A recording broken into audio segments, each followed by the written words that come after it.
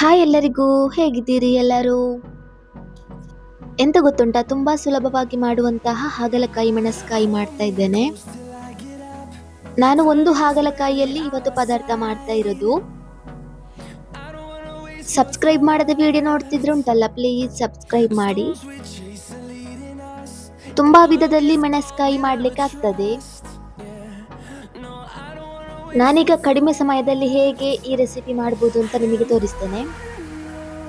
ಹಾಗಲಕಾಯಿಯನ್ನು ಸಣ್ಣದಾಗಿ ಕಟ್ ಮಾಡಿ ಎಲ್ಲ ಆಯ್ತು. ಈಗ ಅದನ್ನು ನಾನು ಒಂದು ಪಾತ್ರೆಗೆ ಹಾಕ್ತಾ ಇದ್ದೇನೆ. ಈಗ ಉಂಟಲ್ಲ, ಈ ಕಟ್ ಮಾಡಿದ ಹಾಗಲಕಾಯಿಗೆ ಸ್ವಲ್ಪ ಉಪ್ಪು ಆಡ್ ಮಾಡಬೇಕು. ಉಪ್ಪು ಹಾಕಿ ಆದ್ಮೇಲೆ ಇದನ್ನು ಮಿಕ್ಸ್ ಮಾಡಬೇಕು. ಮಿಕ್ಸ್ ಮಾಡಿ ಆದ್ಮೇಲೆ 15 ಮಿನಿಟ್ಸ್ ನಾನು ಸೈಡಲ್ಲಿ ಇಡ್ತೇನೆ. ಹೀಗೆ ಮಾಡೋದ್ರಿಂದ ಇದರಲ್ಲಿರುವ ಕಹಿ ಅಂಶ ಉಂಟಲ್ವಾ, ಅದು ಸ್ವಲ್ಪ ಆದ್ರೂ ಕಮ್ಮಿ ಆಗ್ತದೆ ಅಂತ. ಮತ್ತೆ ಇದಕ್ಕೆ ನಾನು ಒಂದು ದೊಡ್ಡ ನೀರುಳ್ಳಿ ಹಾಕಿ ಸ್ವಲ್ಪ ಒಗ್ಗರಣೆಗೆ ಕರಿಬೇವು ತಗೊಳ್ತಾ ಇದ್ದೇನೆ. ಮಸಾಲೆಗೆ ಎಂತೆಲ್ಲ ಬೇಕು ಹೇಳ್ತೇನೆ. ಸಣ್ಣ ತುಂಡು ಹುಳಿ, 6 ರಿಂದ 7 ಕೆಂಪು ಮೆಣಸು, 2 ಸ್ಪೂನ್ ಉದ್ದಿನ ಬೇಳೆ ಬೇಕಾಗ್ತದೆ. ಸ್ವಲ್ಪ ಮೆಂತ್ಯ, ಅಂದ್ರೆ ಒಂದು 5 ಸಾಕು. ಮತ್ತೆ ಕಹಿಯ ಅಂಶವನ್ನು ಬ್ಯಾಲೆನ್ಸ್ ಮಾಡಲಿಕ್ಕೆ ಸ್ವಲ್ಪ ಬೆಲ್ಲ ಬೇಕು. ಸ್ವಲ್ಪ ಬೆಲ್ಲ ಹಾಕಿದ್ರೆ ಉಂಟಲ್ಲ, ಪದಾರ್ಥ ಕೂಡ ರುಚಿಯಾಗಿರ್ತದೆ. ಅರ್ಧ ಕಪ್ ತೆಂಗಿನ ತುರಿ ಉಂಟು ಇದ್ರಲ್ಲಿ. ಈಗ ಒಂದು ತವ ಇಟ್ಟು ಅದಕ್ಕೆ ನಾನು ಸ್ವಲ್ಪ ಎಣ್ಣೆ ಹಾಕ್ತಾ ಇದ್ದೇನೆ. ನಾನು ಹೇಳಿದ ಇಷ್ಟು ಇಂಗ್ರೀಡಿಯೆಂಟ್ಸ್ ಉಂಟಲ್ವಾ, ಅದನ್ನು ಸ್ವಲ್ಪ ರೋಸ್ಟ್ ಮಾಡಬೇಕು. ಮೊದಲು ನಾನೀಗ ಮೆಣಸು ಫ್ರೈ ಮಾಡ್ತಾ ಇದ್ದೇನೆ.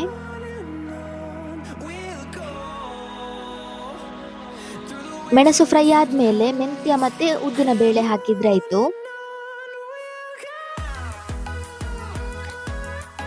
ಇದನ್ನು ತುಂಬಾ ಹೊತ್ತು ಫ್ರೈ ಮಾಡ್ಲಿಕ್ಕಿಲ್ಲ, ಒಂದು 2 ನಿಮಿಷ ಮಾಡಿದ್ರೆ ಸಾಕು. ಓಕೆ, ಇದು ಇಷ್ಟ ಆದ್ರೆ ಸಾಕು. ಇನ್ನು ನಾನು ಸ್ಟವ್ ಆಫ್ ಮಾಡ್ತಾ ಇದ್ದೇನೆ. ಆಗ ಹಾಗಲಕಾಯಿಯನ್ನು ಸ್ವಲ್ಪ ಉಪ್ಪಲ್ಲಿ ಹಾಕಿ ಮಿಕ್ಸ್ ಮಾಡಿ ಇಟ್ಟಿದ್ದೆ ಅಲ್ವಾ.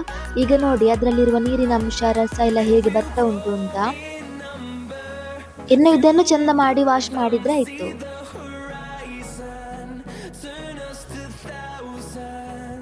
ರೋಸ್ಟ್ ಮಾಡಿದ ಇಂಗ್ರೀಡಿಯೆಂಟ್ಸ್ ಅನ್ನು ನಾನು ಗ್ರೈಂಡ್ ಮಾಡಿ ತಂದಿದ್ದೇನೆ. ಇಷ್ಟು ಪೇಸ್ಟ್ ಆದ್ರೆ ಸಾಕು.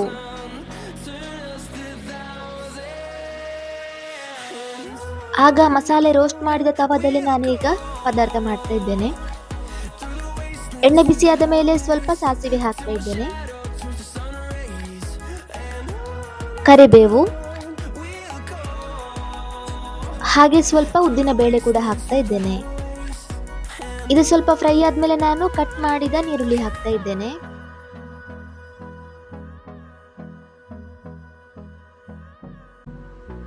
ಒಮ್ಮೆ ಇದನ್ನು ಫುಲ್ ಮಿಕ್ಸ್ ಮಾಡುವ.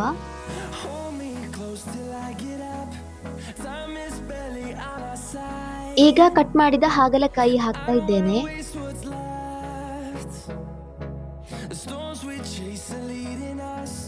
ಮಿಕ್ಸ್ ಮಾಡಬೇಕು ಇದನ್ನೆಲ್ಲ. ಸ್ವಲ್ಪ ಟರ್ಮೆರಿಕ್ ಪೌಡರ್ ಕೂಡ ಹಾಕಿದೆ. ಇನ್ನು ಇದನ್ನು ನಾನು 10 ಮಿನಿಟ್ಸ್ ಬೇಯಲಿಕ್ಕೆ ಬಿಡ್ತಾ ಇದ್ದೇನೆ.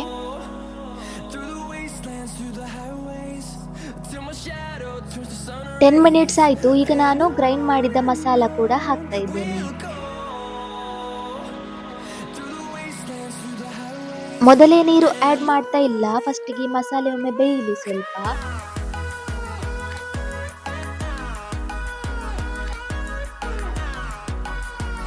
ಈಗ ಆ ಮಿಕ್ಸಿ ಜಾರ್ಗೆ ಸ್ವಲ್ಪ ನೀರು ಹಾಕಿ ಮಿಕ್ಸ್ ಮಾಡಿ ಹಾಕ್ತಾ ಇದ್ದೇನೆ. ಈ ಗ್ರೇವಿಯನ್ನು ಉಂಟಲ್ಲ, ತೆಳು ಎಲ್ಲ ಮಾಡ್ಲಿಕ್ಕಿಲ್ಲ. ಇನ್ನು ಈ ಮಸಾಲವನ್ನು ಕುದಿಲಿಕ್ಕೆ ಬಿಡ್ಬೇಕು.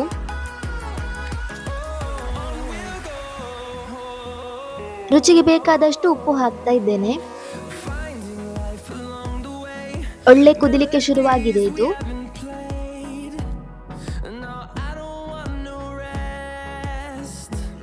ಇನ್ನು ಇದಕ್ಕೆ ಬೆಲ್ಲ ಆಡ್ ಮಾಡ್ತಾ ಇದ್ದೇನೆ. ಇನ್ನು 10 ಮಿನಿಟ್ಸ್ ಇದನ್ನು ಬೇಯಲಿಕ್ಕೆ ಬಿಟ್ಟರೆ ಉಂಟಲ್ಲ, ಹಾಗಲಕಾಯಿ ಮೆಣಸ್ಕಾಯಿ ರೆಡಿ ಆಗ್ತದೆ. ಈ ರೆಸಿಪಿ ನಿಮಗೆ ಇಷ್ಟ ಆಗಿದ್ರೆ ನೀವು ಕೂಡ ಈ ರೆಸಿಪಿ ಒಮ್ಮೆ ಟ್ರೈ ಮಾಡಿ ನೋಡಿ. ತುಂಬ ಸುಲಭವಾಗಿ ನಾನು ಮಾಡಿ ತೋರಿಸಿದ್ದೇನೆ.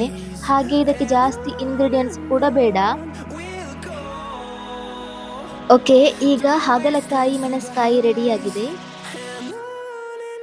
ಸಬ್ಸ್ಕ್ರೈಬ್ ಮಾಡಿ ನಮ್ಮ ಚಾನಲನ್ನು. ಸಿಗ್ತೇನೆ ಹೊಸ ವಿಡಿಯೋದಲ್ಲಿ. Thank you. ಬಾಯ್.